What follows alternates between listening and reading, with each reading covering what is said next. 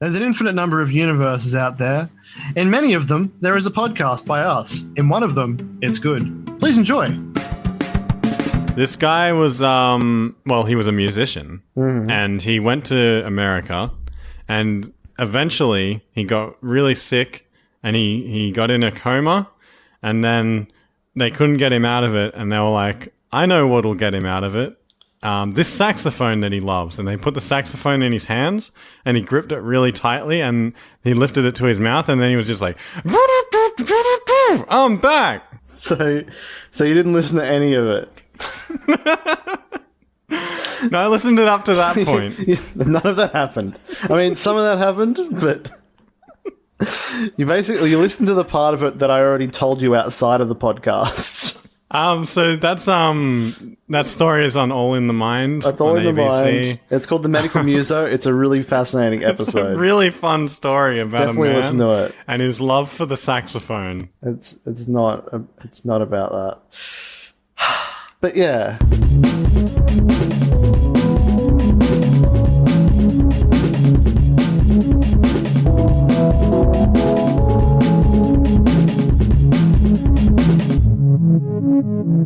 Hello and welcome to But Yeah with Aemyn and Zeb. I'm Aemyn.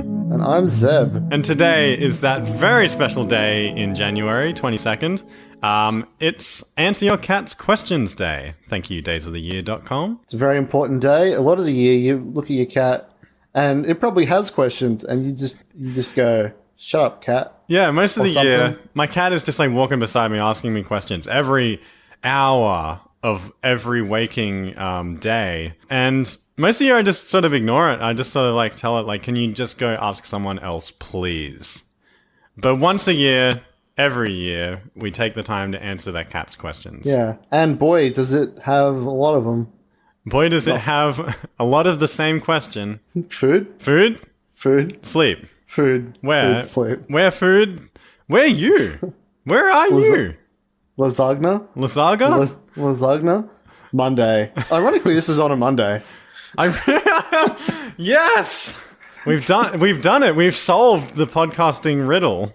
Like, of all the days... Maybe that's intentional, though. Like, the cats, of all the days to ask questions, it's not going to want to do it Monday. Man, I'm tired. So this is an exploit. I'm so tired. I had a real dumb thought come through my head, which is, wait, is this here because it's the first Monday of the month? 22nd of January? Yes. So before we dive deep into answering those amazing questions that the cats have for us, I just want to take like a real quick moment to just mention that I've just like updated a bunch of stuff on our social stuff. So we have a Facebook group now that I'd love to get some people in to like just chat about random crap like answering cats' questions. And that's the But Yeah podcast group, which you can find at facebook.com/groups/But Yeah if you like to type things in. It's not the most colourful name, but if you've got a better word for group, like I don't know, collective, gang, club, if you got a really cool one of those, murder. Feel free to suggest it. The But Yeah podcast murder. Apparently, yeah, that's a group of crows. Other than that, you can chat to us at But Yeah Pod on Twitter. Or go to our website, butyeahpodcast.com. That's all I want to say about that, because I want to talk about these cats. We could be a congress. I think it's a congress of owls. I don't want to be a congress. That's the last thing I want to be. For one, it sounds like gross. I mean, it literally has the word gross in it. But it is how you run a country. Yeah. Gross country. Okay. So where were we at with the cat thing, though? Well, I guess you really got to start it at the base. When you're talking to cats, usually I personally don't really understand what they're saying. I don't know if some people do better than I. Like, I've had cats in the past. When I was a kid, we had some cats. We got one cat, didn't de-sex it. By the time I was about 11, first getting the cat at 5, by the time I was by the time I was 8, we had about 15 cats. Some cats. You'd step out of the back door and they would just...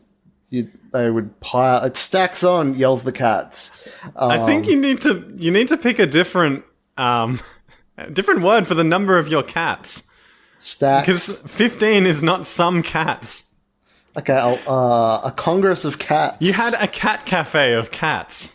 I had a community of cats. You had A small village of cats. Okay. The matriarch, old Lolly, You had went feral. Zeb, you had an infestation of cats. Let's face reality. Oh no, they were very much. We love them cats. You can love. Sorta. I mean, you can love an infestation. Like I have an infestation of cockroaches. I don't think It doesn't mean I don't love them. I don't think that's true. I think infestation implies extermination. My Sims had an infestation of some sort of squiggly bugs, and they got along just fine.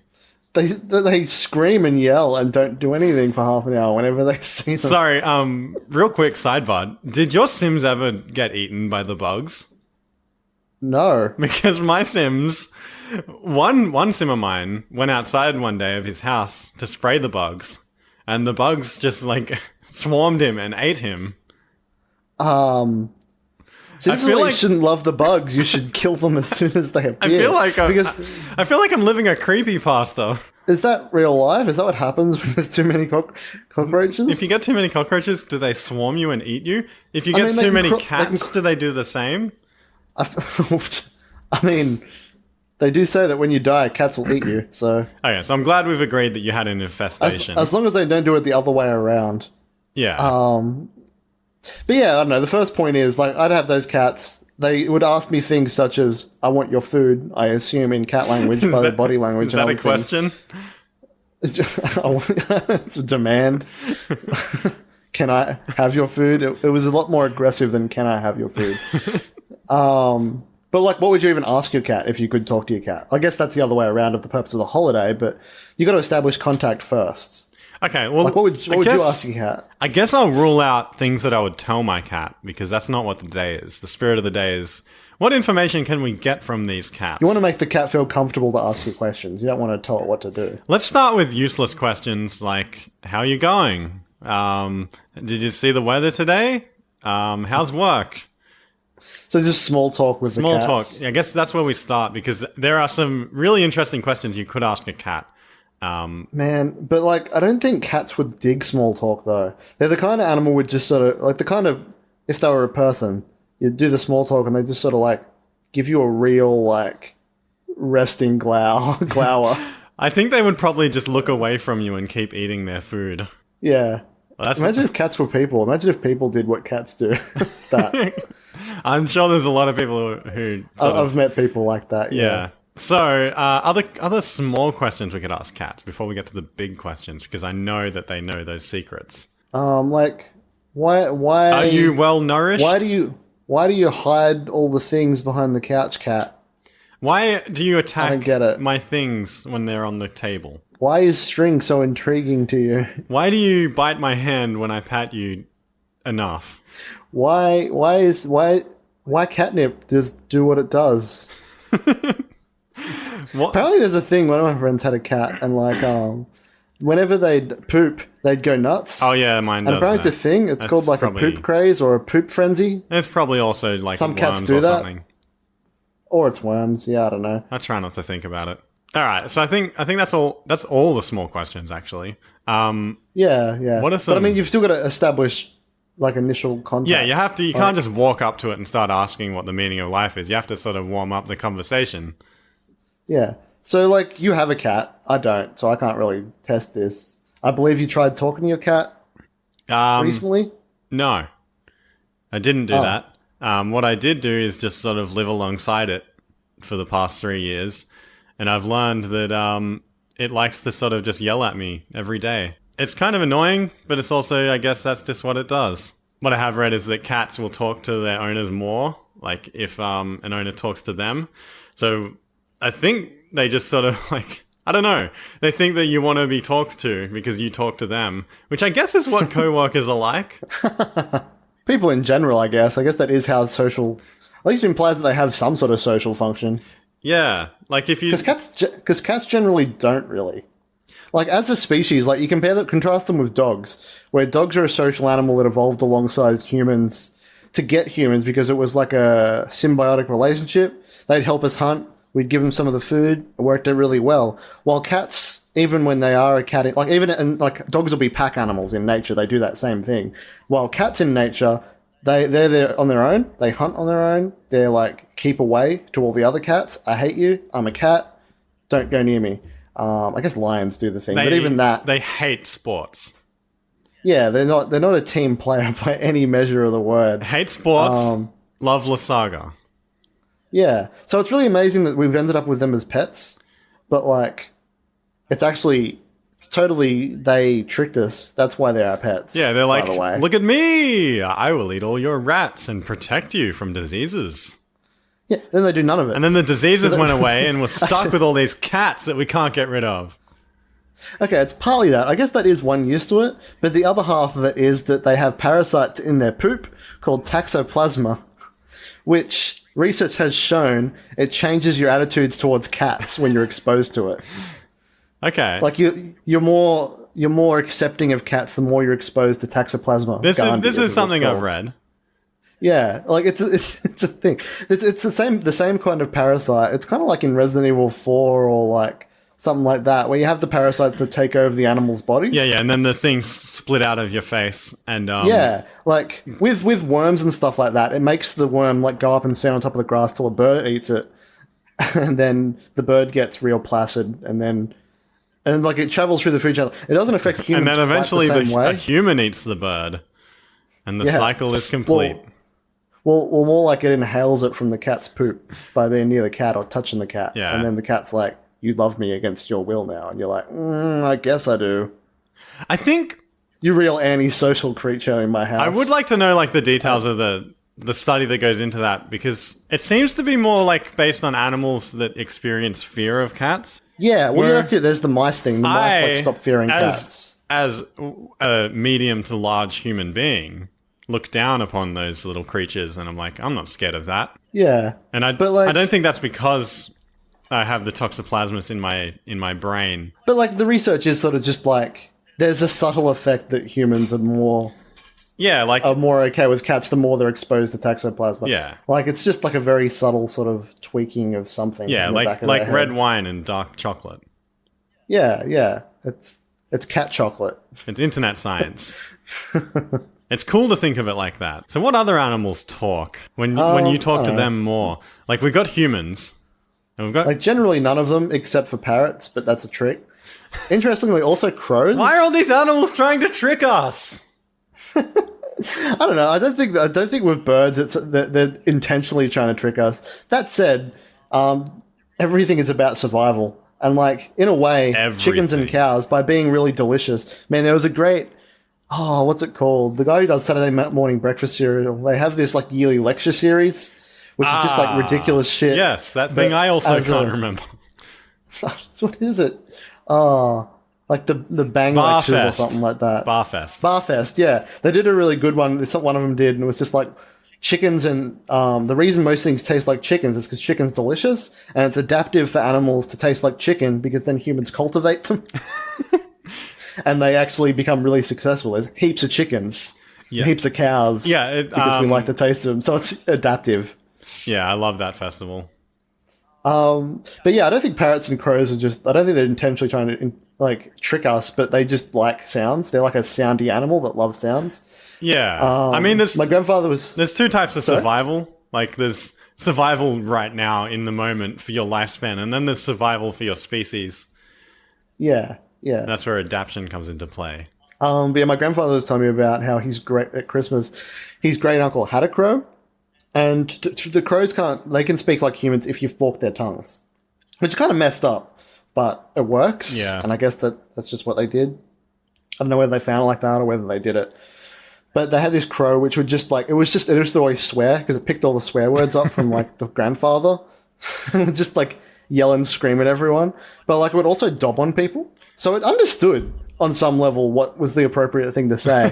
Because like people would come to stand in the house, but if they didn't wipe their shoes and take them off, it would go like, Mom! Mom! It would call for my puppy's great aunt, I guess. That crow has... To dob him in. That crow has no chill.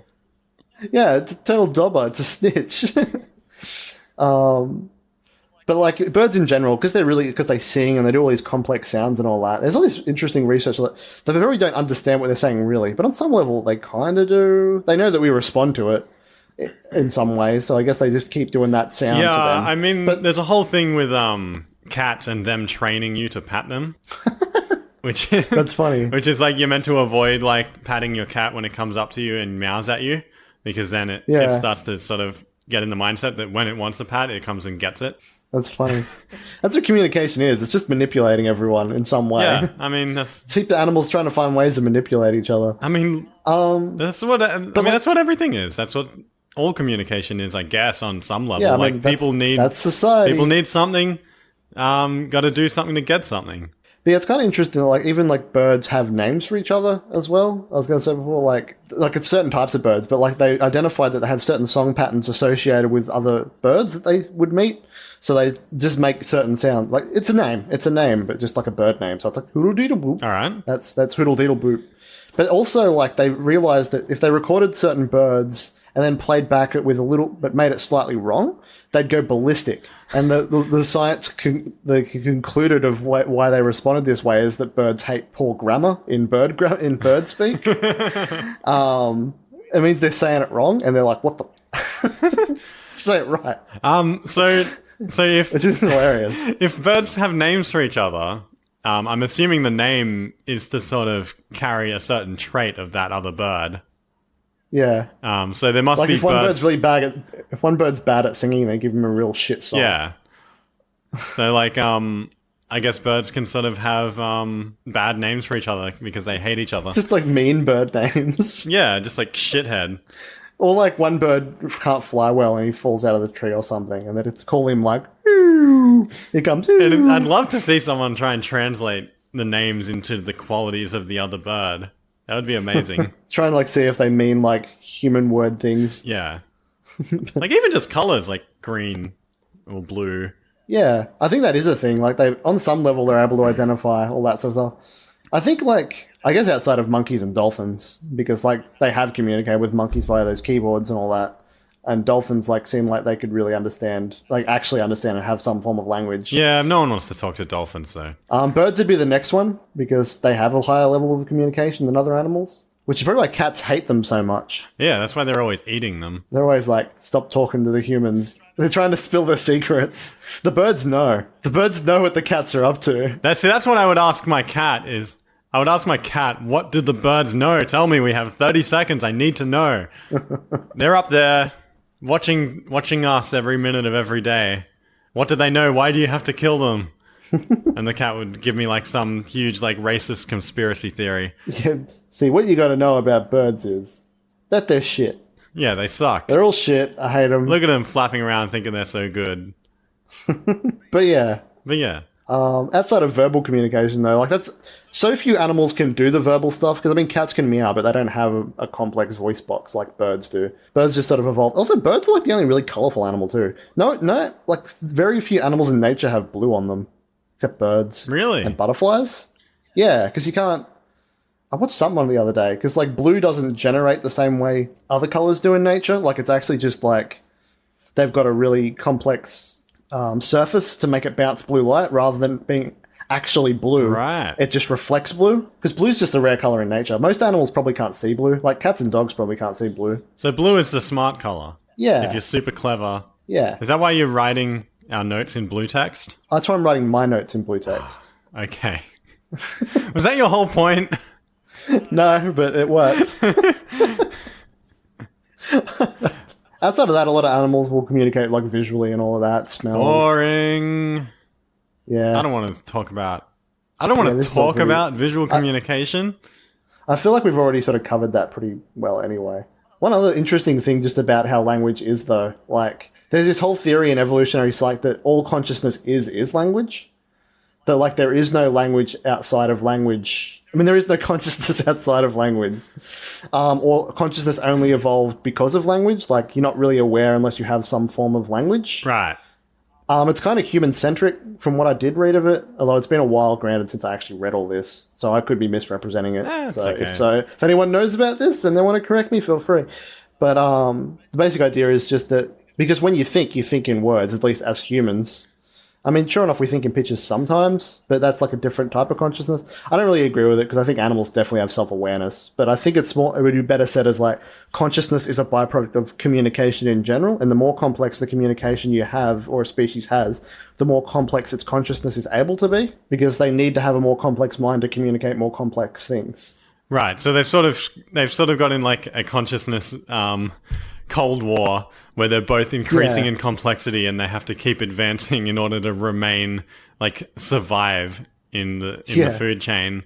And they've just sort of screwed themselves over because they have to keep getting better and better until finally you have French. Exactly.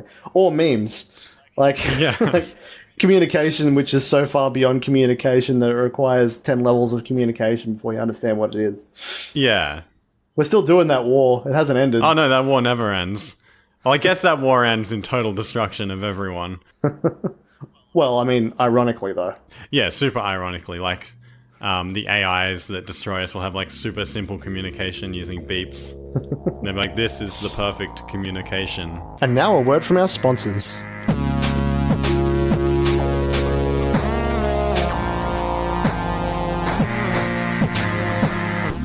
Oh man, my name's Big Gary, and I'm just so sick of all these cats around my neighborhood. You can come join me in my neighborhood cat watch. We capture the cats and we take them far away to just anywhere else other than this neighborhood. Say the thing, Big James. If you like cats, we don't like you.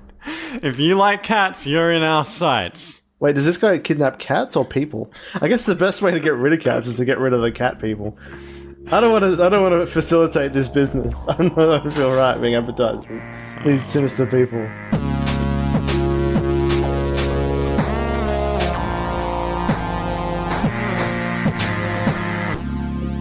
Hey, we're back. That was a great break. I just sort of leaned back in my chair for a bit, sort of just teetering on the edge, just leaning right back to the point where it could fall and you'll never know when it's going to happen.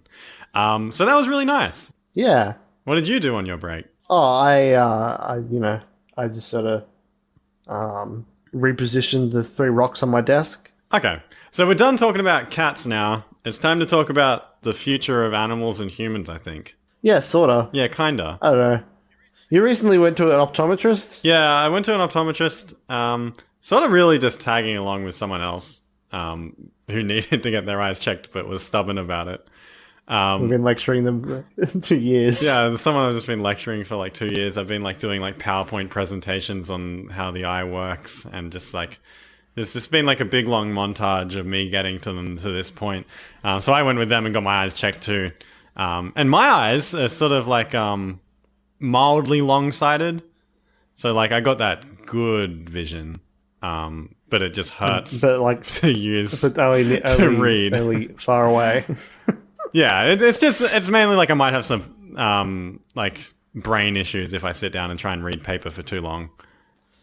That's pretty normal, though. I feel like just like anyone, especially once you sort of cross 25, basically your eye's bad now. Like every year they'll be a little bit worse. Yeah. Like it's just universal. Especially because we live with computers and we look at them constantly. Yeah. And that little phone computer that lives in your pocket. The little phone device that's always looking at your face. Sucking out the youth. Eye vision. The youth from your eyes. Depleting your eye points gradually. Yeah. That's how vision works, isn't it? Yeah, I'm pretty sure. You have only like 100 points. So they ended up getting glasses and sort of like realizing what the world is like when they can focus on things. And it sort of, it got me thinking on like, what other things can we upgrade about ourselves this year? Well, like firstly our eyes. We can get glasses. Yeah, firstly our eyes. That's kind of a good that's a good stepping stone towards a better you. Is stop looking through your horrible blurry vision. Get your eyes checked if you're concerned about that. Or any other limb if it's not doing its thing. Go to that associated limologist and get like some lenses for him. So it got me thinking about what we can upgrade about ourselves this year. Our eyes. Our eyes. That's a good stepping stone into the or other limbs. Into the future. Or other limbs. But like why not? Mainly it got me thinking about it because like for starters, like, PSA, if you are anyone or you know anyone who's stubborn about getting their eyes checked, it's your job to go and do that.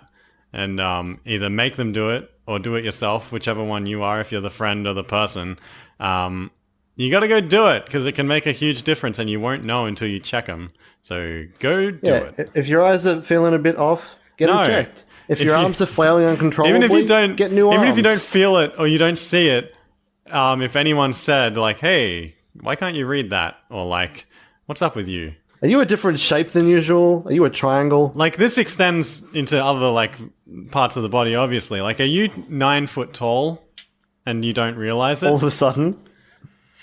You should check your spine as well.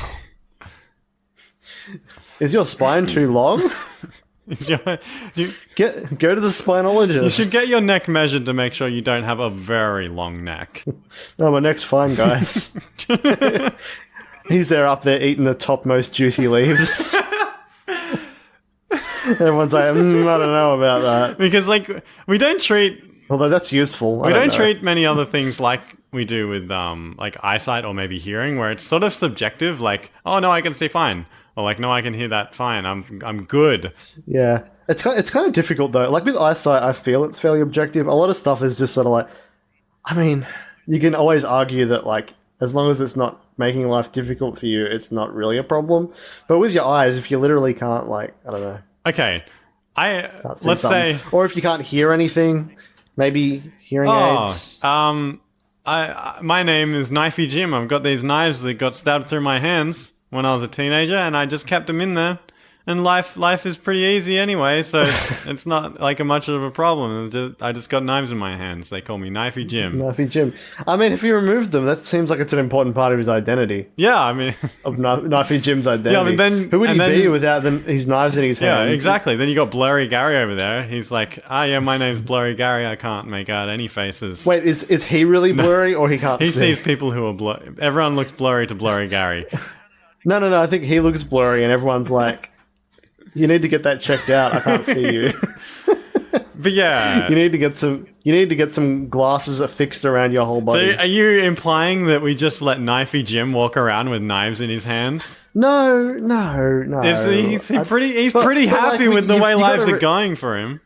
You got to respect Knifey Jim's agency too, though. You can't force Knifey Jim to go. You got to make him make the decision. Okay, not make him make the decision. Yeah, but the only way I'm going to get Knifey Jim in to go see the knife doctor is if I put some pretend knives on my hands and be like, "Oh, we don't know if these are real knives or not. We should just go get them checked." We can't encourage that behavior. I mean, I don't know. I'm just talking from everyone's perspective is valid. It's just my psych training, especially Knifey Jim. But at the same time, you've got to like from a mental because what I'm really thinking of here is mental health disorders. Whereas like certain cases, like people will have like a personality disorder, and like on one hand, it's like yes, go get treatment for your personality disorder, but on the other hand, that's who they are. Yeah, that's not relevant to like sensory issues, of course. That's a very strict and objective thing. I mean, you could describe people as just like a collection of different disorders if we wanted to get rid of all their personality traits. Like, there's disorders that affect people positively and negatively. Yeah. Like, there's like someone who's overly happy all the time. Yeah, get rid of that shit. Even if they are just literally that. Stop that. It could easily easily be something we could solve. What, by like killing their pet? Well, no, we might find out that they have some unresolved things in their past that makes them act real happy.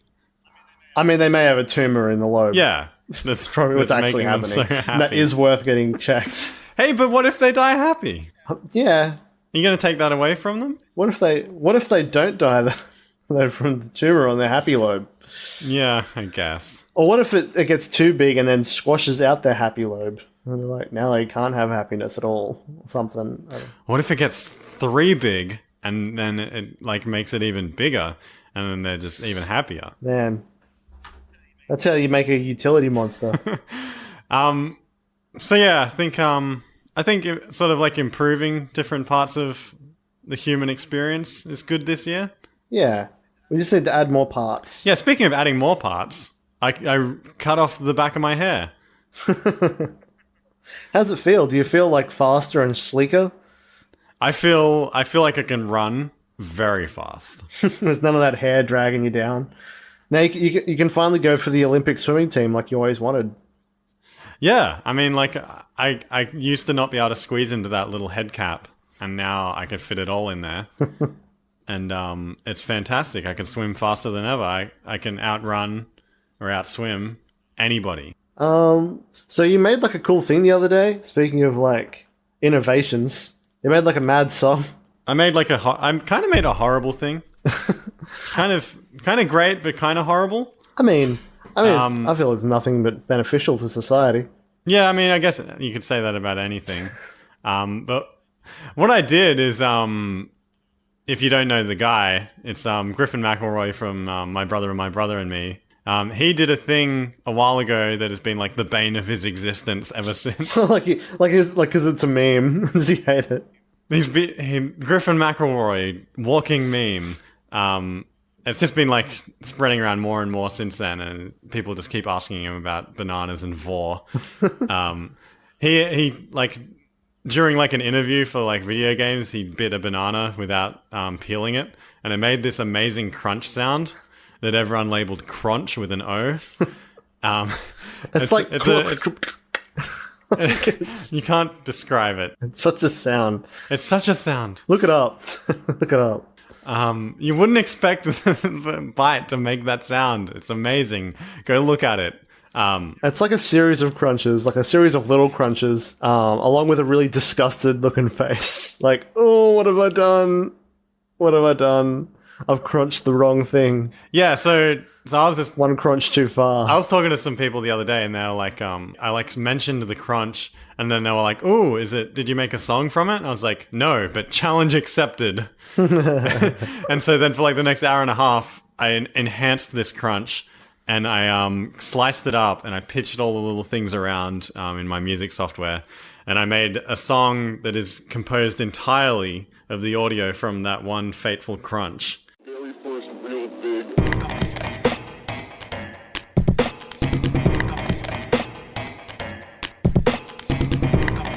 There's a link to it on the Facebook group if you actually want to see it. Yeah, I posted it in the Facebook group tomorrow. And yeah, I think it's a fun video.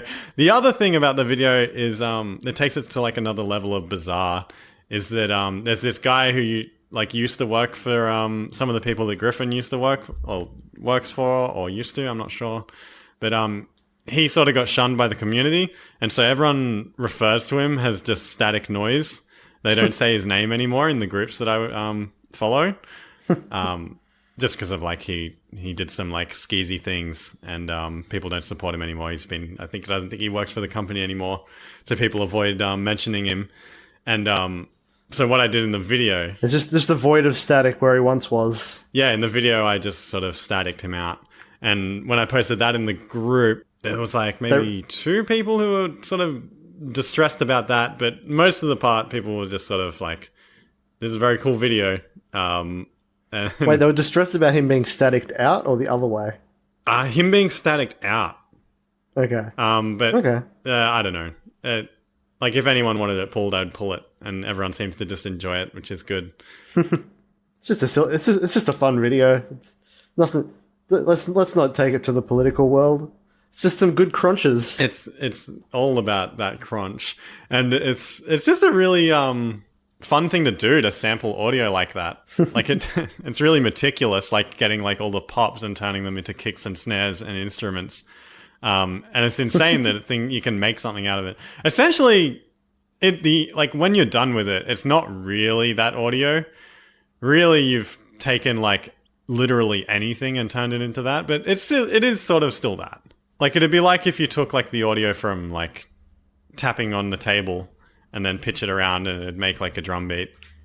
It's not really the tapping on the table. I love those things. Like I love those crazy videos where they just get random crap and just turn it into surprisingly good songs. Yeah. Like there's all those political ones. Whenever like a politician says something stupid, they remix it. Like that's always really good. Yeah, it's always amazing. I think they made a song out of Tony Abbott's Biting the Onion. Oh yeah. Those are always amazing. But yeah, I'm going to post that in the group for you guys if you're interested. I think it's a fun song. I think it's I enjoyed it. I think it's one of the coolest things I've made lately. Even just the song, like having like something to work from is really inspiring. It's really cool. Did you have anything else to talk about? I remember once, I can't remember whether it was something I read on the internet or someone I knew actually did it, but they got the Pokedex, like the soundboard for all the Pokemon in the Pokedex on their phone, and they were playing it to the dog, and the dog was flipping out, like at the sounds of it, like because they sound like animals. Yeah, they're just they sound like growls, but put through a digitizer. That's really cool. So I was like flipping out on them and like reacting. I was having a good time seeing how it reacted to different Pokemon. Yeah, but I mean, imagine it from the dog's perspective. Yeah, probably terrifying. Imagine the size of the phone in relation to your own head, and then imagine the size of the creature in relation to you that's showing you this. It's like this giant booming box going like... Making sounds that sound kind of like... You know when they do those, like, it sounds like English, but it's not English? Yeah, it's just like...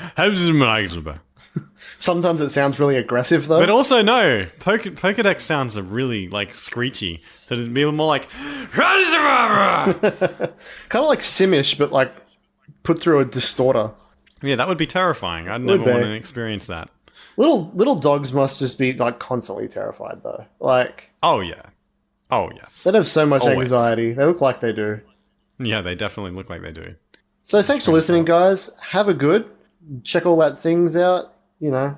Well, they don't know, so I'm going to have to tell them. But you can chat to us at But Yeah Pod on Twitter, or you can go check out the But Yeah Podcast group on Facebook and just join and just start chatting about this week's stuff.